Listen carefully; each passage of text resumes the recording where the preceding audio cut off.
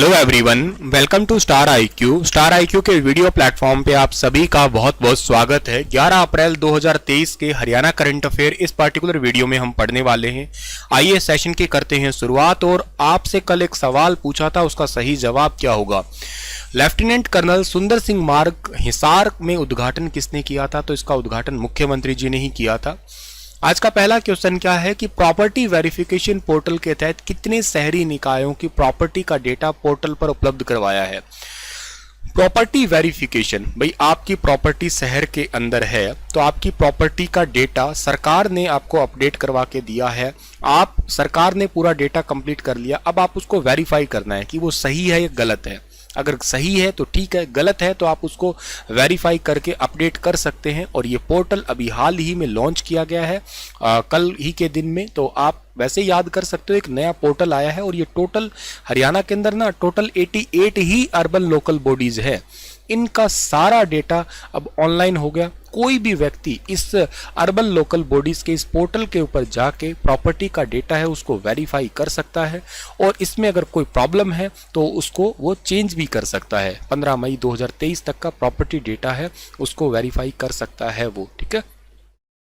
चलिए, ये तो पॉइंट आप लोगों के पास में। देखो, इसका एक फ़ायदा ये होगा कि लोग वेरीफाई करवाने के लिए पहले कोर्ट जाया करते थे, चक्कर काटा करते थे, या शहरी स्थानीय निकाय के कार्यालय में जाके चेक करवाते थे। अब घर बैठे ही चेक कर सकते हैं, सबसे इम्पॉर्टेंट बात है। अच्छा, अभी हाल ही में हरियाणा के राज्यपाल जी एक यूनिवर्सिटी के दीक्षांत समारोह के अंदर शामिल हुए। कौन सी यूनिवर्सिटी? चौधरी रणबीर सिंह यूनिवर्सिटी। ये कहाँ पे है? जींद के अंदर है। यहाँ पे तीसरा दीक्षांत समारोह के अंदर ये शामिल हुए, जहाँ पे 11 पीएचडी, 6 को एमफिल और 155 को गोल्ड मेडल दिए हैं। अच्छा, आप लोगों को याद रखना है कि साथ ही इन्होंने ना टेक्नोलॉजी और इनोवेशन और रिसर्च को अपनाने के लिए छात्रों को कहा है।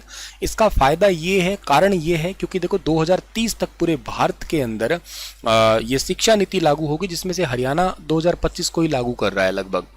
और ये नई शिक्षा नीति बेसिकली क्या है? दुनिया भर के अंदर 3 करोड़ से ज़्यादा नौकरी है आने वाली है आने वाले टाइम के लिए। तो टेक्नोलॉजी बेस्ड ही होगी। और बाकी मैं भी आपको कहता हूँ कि अगर आपको कंप्यूटर नहीं आता है तो प्लीज़ सीखिएगा, थ्योरेटिकल भी सीखिएगा और प्रैक्टिकल भी सीखिएगा। भविष्य के लिए बहुत ज़्यादा ज़रूरी है। अगर आपको आगे बढ़ना है तो ये पार्ट तो आपको सीखना बेहद ज़रूरी है।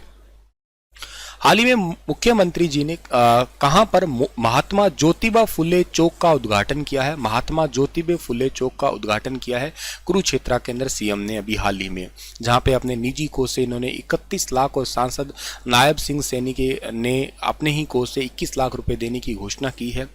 अच्छा, ये उद्घाटन किया, आपको सबको पता है कि हरियाणा जो है एक संत महापुरुष विचार प्रसार योजना चला ही रही है पिछले ही साल से, जिसके तहत जगह जगह पे राज्य स्तरीय समारोह होते हैं। उसी में ही महात्मा ज्योतिबा फुले चौक का उद्घाटन और मूर्ति का अनावरण अभी हाल ही के अंदर हुआ है, कुरुक्षेत्र के अंदर हुआ है, ठीक है। और यहाँ पे मुख्यमंत्री जी ने कहा है कि जैसे महात्मा जी ने किसानों और गरीबों के उत्थान के लिए, महिलाओं के एजुकेशन के लिए काम किया है, वैसे ही हम भी प्रयास कर रहे हैं। सैनी समाज की तरफ से महात्मा ज्योतिबा फुले के राज्य स्तरीय जयंती समारोह के अंदर ये अभी हाल ही में घोषणा की गई। कुरुक्षेत्र जिला वैसे भी बहुत इंपॉर्टेंट है आपके लिए, क्योंकि यहाँ पे कुछ ऐसी चीज़ें हैं जो आपको याद करनी होंगी। लाइक जैसे व्हीट प्रोसेसिंग यूनिट यहाँ पे है एक।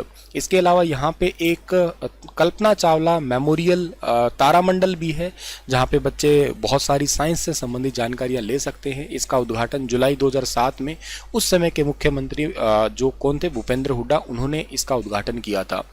बहुत सारे मंदिर भी हैं, जैसे कि स्थानेश्वर महादेव मंदिर है, लक्ष्मी नारायण देवी मंदिर, बिरला मंदिर, सर्वेश्वर महादेव मंदिर, भद्रकाली, श्री कृष्ण रथ ज्ञान मंदिर, तिरुपति बालाजी मंदिर, नाभि कमल मंदिर है, ये भी है। अच्छा, एक बात आपको याद रखनी है कुरुक्षेत्र से कि साइकिलिंग ट्रैक अगर आपसे पूछा जाए, देश का पहला साइकिलिंग ट्रैक जो है ना वो कहाँ पे बना है, तो देश का पहला साइकिलिंग ट्रैक है वो यहीं पे ही बना है, कुरुक्षेत्र के अंदर ही। इसके अलावा कुरुक्षेत्र से आप लोग और क्या बात याद कर सकते हैं? और आप लोगों को याद रखना है कि 5वां फिल्म फेस्टिवल जो है वो यहीं पे ही हुआ था। इस पॉइंट को भी आप लोग याद कर सकते हैं, जहाँ से छोटे छोटे सवाल आपके बन सकते हैं, ठीक है।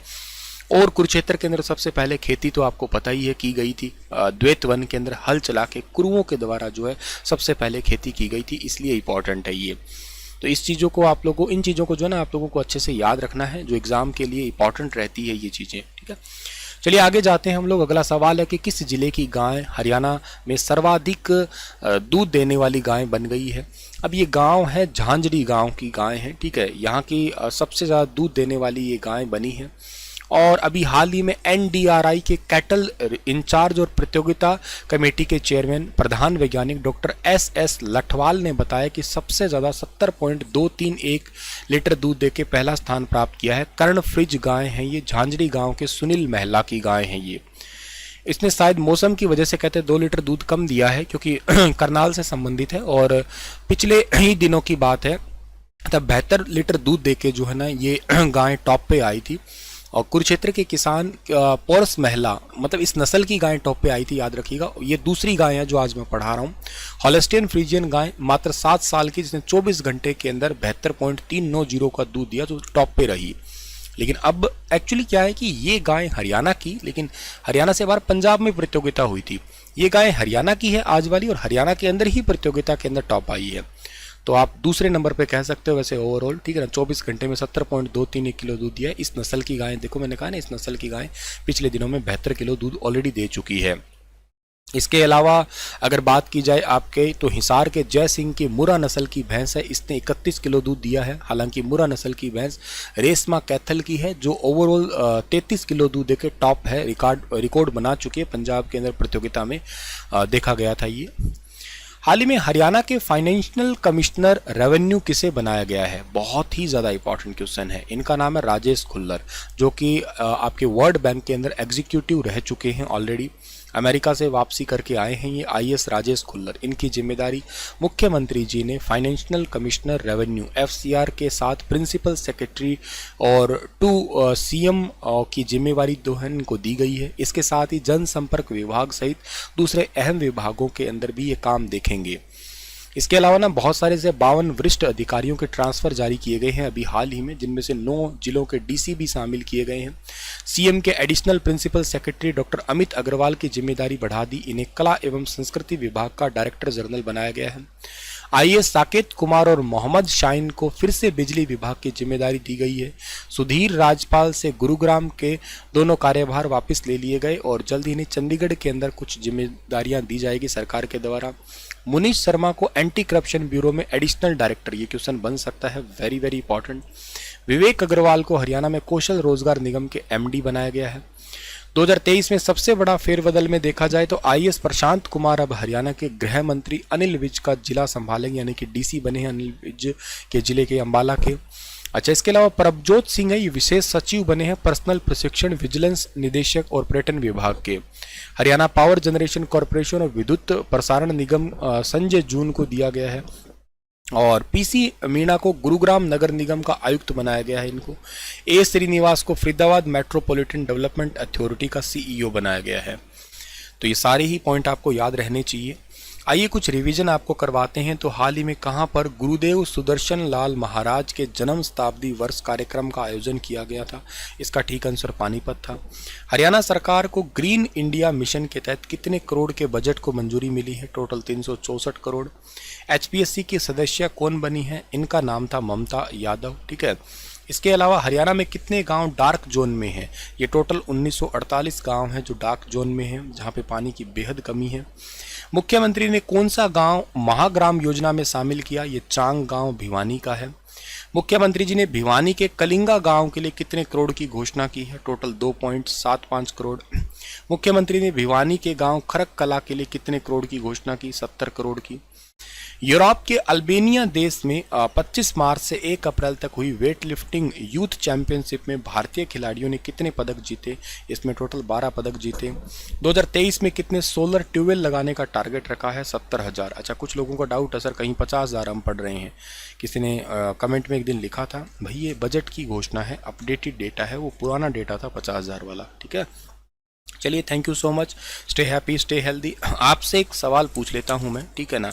और वो क्या सवाल होगा, हरियाणा के कौन सा जिला ऐसा है जहां पे बिजली का उत्पादन किया जा रहा है और पहला ग्रीन एनर्जी प्लांट स्थापित किया गया है पराली से बिजली बना के? पराली से बिजली बना के ग्रीन एनर्जी प्लांट, ध्यान रखना ये 2G एथेनॉल प्लांट नहीं पूछा मैंने, ग्रीन एनर्जी प्लांट आपसे पूछा है मैंने। हरियाणा का कौन सा जिला है जिसके अंदर ग्रीन एनर्जी प्लांट है लगाया गया है आपका? बताइएगा आप लोग। ये 2022 का करंट अफेयर पूछा है मैंने अभी फिलहाल आपसे, ठीक है?